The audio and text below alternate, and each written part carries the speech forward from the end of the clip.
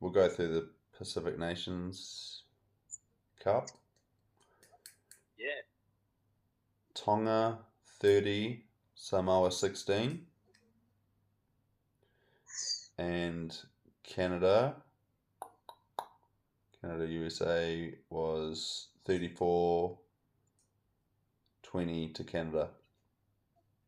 Crazy. Canada with the upset. Canada, yeah, it was 17 all at half time. And then USA got a penalty, so USA took the lead at 20, and then after that it was all one-way traffic. 14 unanswered points.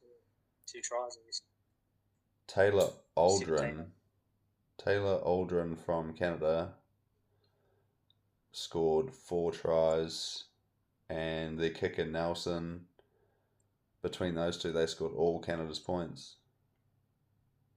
Is Taylor Aldrin, did he play for the Chiefs?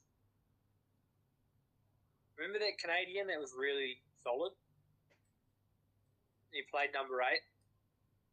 Yeah, he plays in the loose. Plays number 8. I think it might be him. Yeah. But Well, yeah. he was pretty switched on. There's a ruck like right on the line. He just pretty much picked it up, done that like twice, and then they had a penalty.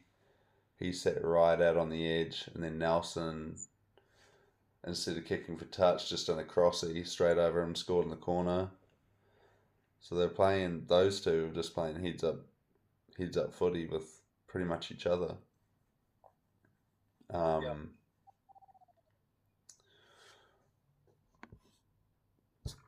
But I was really impressed with Tonga.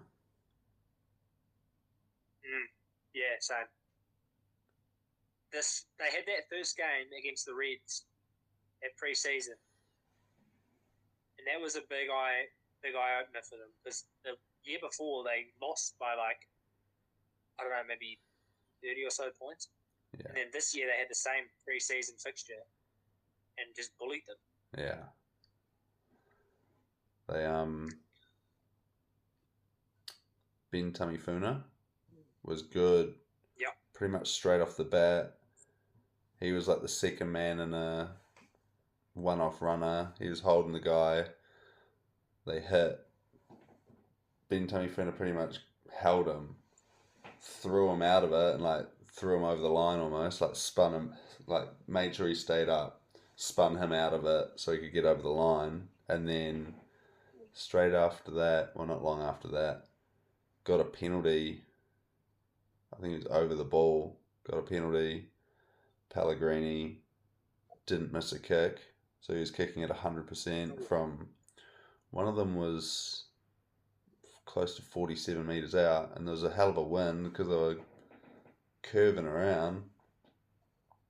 Yep. Which, if you have a Pacific Nations side, like the Island Nations, have it with a good kicker, they could be bloody dangerous. Yeah. Because they can. I remember when Fiji had a really strong set piece. They had good back, they've always had really good backs. They also had, remember Ben Volavola? So he was really accurate off the tee. He played for Crusaders, and when they had all that working, they were probably top. They were definitely probably top 8, maybe top 6 during that year. It was crazy to see. Yeah. They were beating England. They had beat England and just beating tier 1 teams. So yeah. Was that the World Cup? Yeah, just the most recent World Cup. Could have been the most recent. Because they beat England. Almost beat them in the quarters as well. Yeah. Nah, definitely get a first fiver who can kick the ball over the post, and you have yourself a strong squad. Unfortunately, the All Blacks don't have that, but another story. But their Samoa's line out was pretty bad. Tonga scored off a Samoan throw, Like they're just all they got it, competed for it, slapped it back. Tonga ran through, picked it up, scored. Even in the dying minutes when the game was lost, they were still picking off Samoa's lineouts. Um, but yeah, promising signs from Tonga. If they can get most of their players, eligible players, playing for them consistently, they could be a real strong side. Yeah, and I think that's what the main issue for them is trying to find the core squad who's going to play for them every Pacific Nations, come to the end of year tour, follow, have that core squad following around every year, building up for World Cup. And I think Moana Pacifica is actually really starting to show that it's helping these teams. It's really starting to, you're starting to see the signs. You've got Pellegrini there, who's obviously played outstanding for Moana. Inisi, he was on the wing. Both Inisi, 8 and 14, Moana boys.